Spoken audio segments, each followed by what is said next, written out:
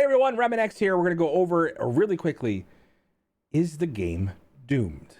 I know it's a play on words. I get it. We're going to go into what I think is going to happen with Dr. Doom. We'll talk about how reasonable it is. And we'll also talk about if there's any counters currently in the game. Oh, ignore what I'm looking at over here. All right, let's get right into it. So,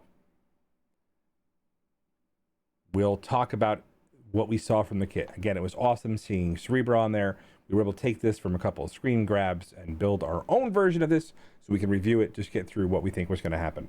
So the passive is pretty expansive for a non-legendary character. Let's get into it right now. So basically, every turn he's going to be summoning a Doombot. Every time there are 2, 3, and 4 presents, they're going to be adding buffs. So 2+, gain defense up. 3+, speed up. 4+, offense up. So this becomes a ticking time bomb. When this character F4 ally drops below half health, grants ability energy and 50% speed bar. This means that you have a very, very short time to end his existence. On stun, which basically means when it happens, clear stun and apply slow to self. So the idea is all stacks of stun, clears all stacks, get 1 stack of slow. He is essentially immune to stun. Gain 10% damage and 50% focus if any F4 character is present. Ally or enemy, gain 50% max health. So he is an absolute beast. So regardless of where an F4 is on the field, it'll be pretty powerful. Now, his first action is going to be his special unless you can somehow stop it. And that is basically he's going to summon a Doombot on his turn, and then he's going to attack all enemies for 500% damage plus 100%, which is 600% damage, and then kill all Doombots. So his first turn, he's going to do his special, kill a Doombot, and it's an AoE nuke for 600% damage. Pretty powerful skill. Right off the bat, you have one of the most powerful first turn, I think, in the game. So remember that 111 speed, by the way, we actually broke the stats down over here. It's going to be quite important here. So clear all death proof from Doombots, attack them for 500% damage. Now, his ultimate, which is his turn 2 ability. Obviously on spawn, he gains an additional energy, and then his turn 2 ability.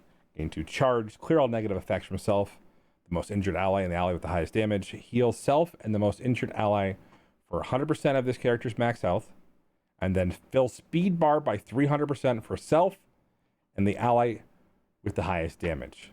Immediately I thought of Human Torch.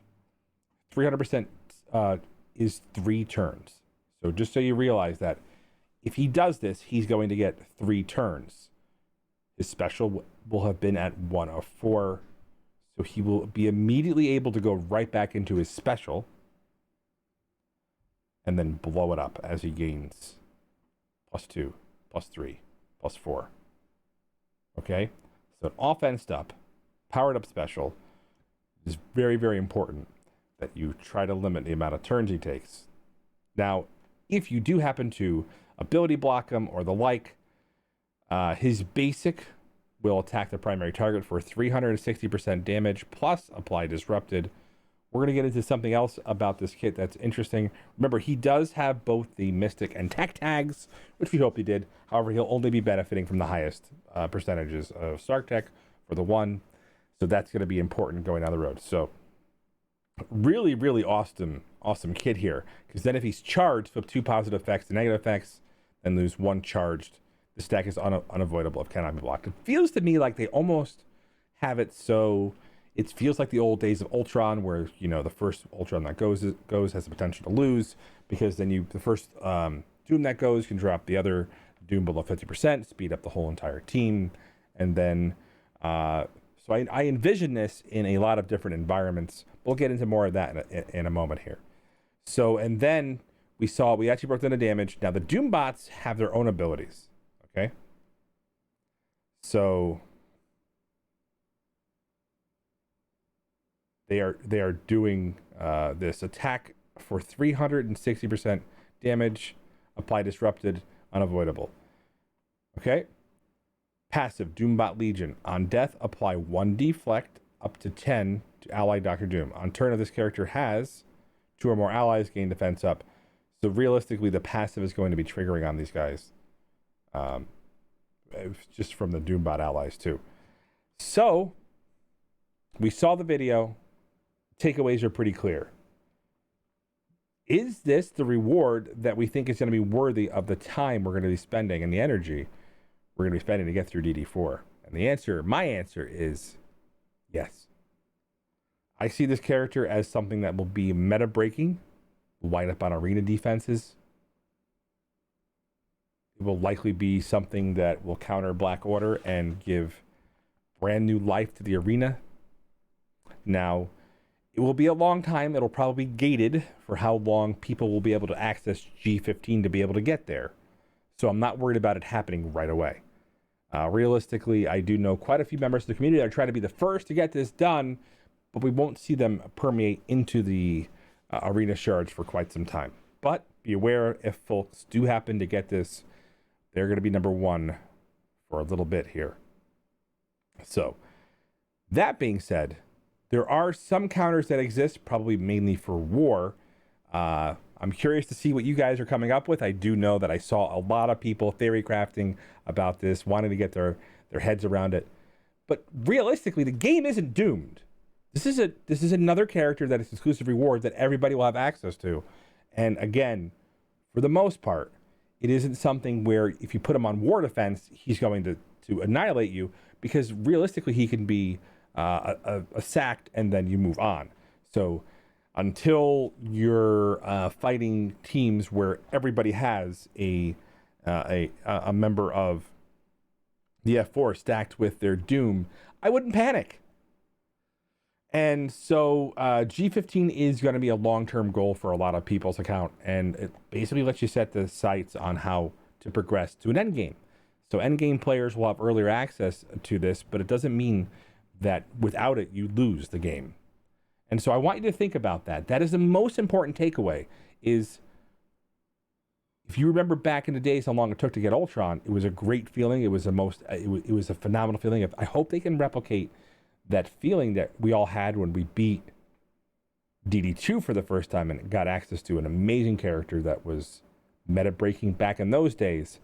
I think Doom has the potential to become this, and I do believe over time they're going to have characters that help us get closer to it. They're going to take the restraints off of G15 and allow us to start getting through it.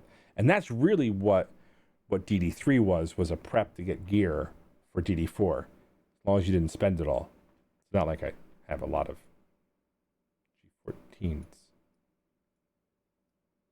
You know, because I spent my gear from my first 2 completions.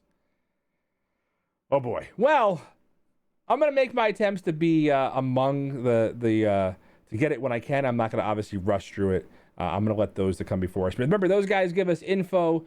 Those amazing Krakens gave us details. Thank you to all the folks who provided us the early hints at what to do to get through DD3.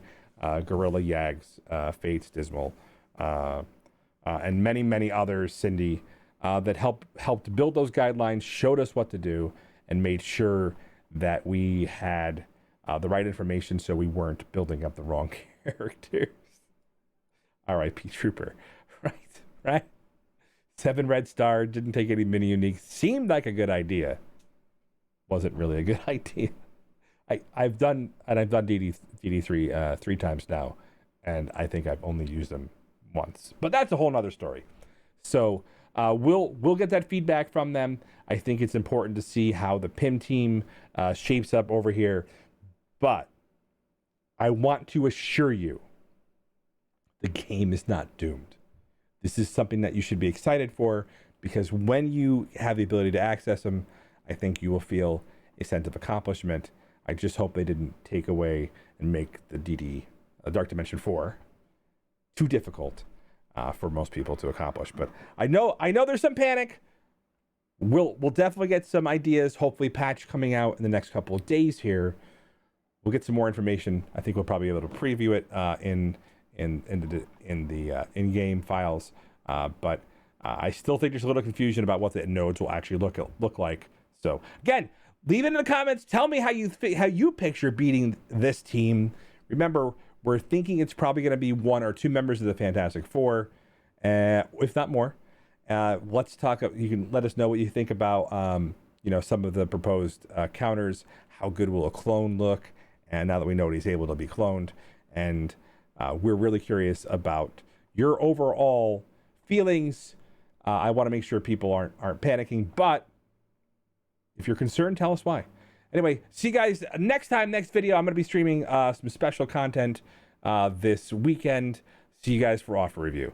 Love you guys much. Remember, I do things so you don't have to. And yes, I'll probably push a little bit harder to get into DD4 and try some of these one-shots on some of these harder nodes and share it with you guys. And I'll see you again soon.